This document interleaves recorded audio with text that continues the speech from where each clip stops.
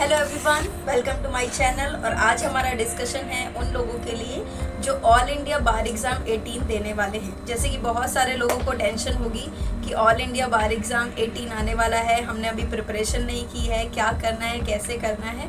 तो एक्चुअली मैंने last year ही दिया है, तो मैं आप लोगों को अच्छे से गाइड कर पाऊँगी, ऐसा मैं सोच रही हूँ। तो चलिए शुरू करते हैं डिस्कशन।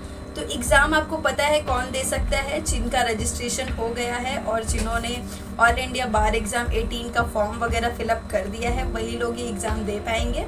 तो एग्ज़ाम देने के लिए आपको प्रिपरेशन कैसे करनी है, तो आपको पता है कि ओपन बुक एग्ज़ाम होता है, आप वहाँ पे बुक्स ले जा सकते हैं। लेकिन रिस्ट्रिक्शन है, आप टेक्स्ट बुक नहीं सिर्फ बेयर एक्ट ले जा सकते हैं। एक और रिस्ट्रिक्शन है बेयर एक्ट में कि बेयर एक्ट जो शॉर्ट नोट वाली वो अलाउड नहीं है। बट इसके लिए आप वरीड मत होइए, क्योंकि पिछली बार भी ऐसा ही बोला गया था, सेंटर में ले जाने देते हैं। तो आपको सिर्फ एग्ज़ाम पर्पस के लिए न्यू बेयर एक्ट खरीदने की कोई ज़रूरत नहीं है। आप बात करते हैं कौन कौन सी बेयर एक्ट है जो आपको ले जानी, क्योंकि लॉ तो इतना सारा है, सारी बेयर एक्ट्स भर के ले गए तो हमारा तो बैग ही भर जाना है। फिर जिस सेंटर में जा रहे हैं वहाँ के आसपास के व्यूज़ भी नहीं एंजॉय कर पाएंगे। तो हम कुछ लिमिटेड बेयर एक्ट्स हैं जिन्हें हमें ले जाना ज़रूरी है, उनको मैंने शॉर्ट लिस्ट किया है जो हमारे मीन्स जो सिलेबस है उससे रिलेटेड हैं।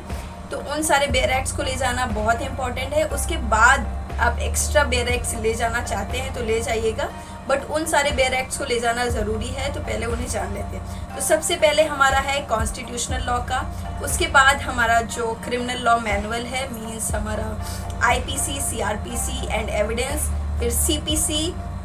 उसके बाद आप बिल्कुल भी मत भूलिएगा एडवोकेट एक्ट ले जाना, और बीसीआई रूल जिसमें एडेड हो वही वाला ले जाइएगा, क्योंकि स्पेसिफिकली मेंशन है इस बार के सिलेबस पे कि जो डिसिप्लिनरी कमेटी का एक्शन है उससे रिलेटेड क्वेश्चन आएंगे, तो ले जाइएगा। 2 नंबर का आएगा, बट यही सबसे टफ क्वेश्चन होता है, क्योंकि इसी को हमने इग्नोर किया होता है जब भी हम अपने एकेडमी में होते हैं या फिर हम पास आउट हो चुके होते हैं। तो एडवोकेट एक्ट को ही हम इग्नोर करते हैं, वहीं पे हम फंस जाते हैं। तो चलिए, आपको पता चल गया, एडवोकेट एक्ट जरूर से ज़रूर ले जाना है। साइबर लॉ का जो आईटी एक्ट है वो ले जाना है आपको। उसके बाद चलिए मैं देख के बताती हूँ, क्योंकि ऐसे तो मैं भी भूल जाऊँगी। प्रॉपर्टी लॉ ज़रूर लेकर जाना है, और लैंड एक्विजिशन का एक 2013 का एक्ट है और पुराना भी है, तो वो वाला एक्ट बेयर करिएगा जिसमें दोनों हो तो अच्छा होगा। पता नहीं कौन सा पूछ लिया जाए, फिर दिक्कत हो जानी है। इंटेलेक्चुअल प्रॉपर्टी राइट भी ले जाए, क्योंकि जो न्यू लॉज हैं उनसे ज़्यादा क्वेश्चंस आते हैं, जो पुराने हो चुके हैं उनसे कम आते हैं। बट ये कॉन्स्टिट्यूशन, सीपीसी,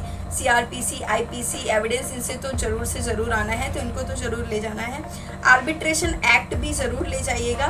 उसके बाद आपका आता है इन्वायरमेंट लॉ, अगर है तो ले जाइएगा, पर्टिकुलरली सिर्फ एग्ज़ाम के लिए मत खरीदिएगा।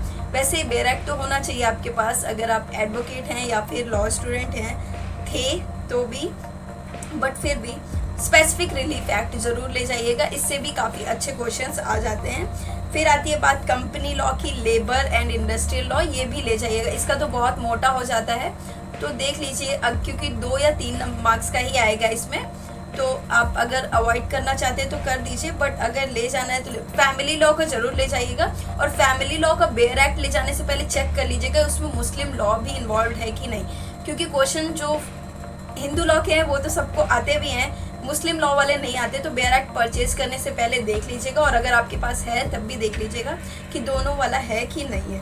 उसके बाद और तो कोई ऐसा एक्ट लग नहीं रहा है जो ले जाना ज़रूरी है। मोटर व्हीकल एक्ट, हाँ ये भी ले जाइएगा, ये भी इम्पॉर्टेंट है। और हाँ, NI act, negotiable instrument act, वो भी ज़रूरी है। तो इन सारे एक्ट्स को आप कैरी करिएगा। फिर अब नेक्स्ट वीडियो में देखते हैं, अभी आपको पता चल गया कि कौन कौन से बेयर एक्ट आपको ले जाना है। अब फिर नेक्स्ट वीडियो बनाएंगे, उसमें देखते हैं पढ़ाई कैसे करनी है। बट प्लीज़ वरीड मत होइए, क्योंकि जो ये है ओपन बुक एग्ज़ाम है, और अगर आपने रिलैक्स होकर पढ़ाई की है तो अच्छे से हो जाना है। उन लोगों के लिए थोड़ी सी दिक्कत है जिन्होंने जो प्रैक्टिस में आ गए हैं, पढ़ाई छोड़ दी है, बट अगर ये सारे बेयर एक्ट्स ले जाएंगे तो उनके लिए भी ईजी हो जाएगा। Okay, thank you.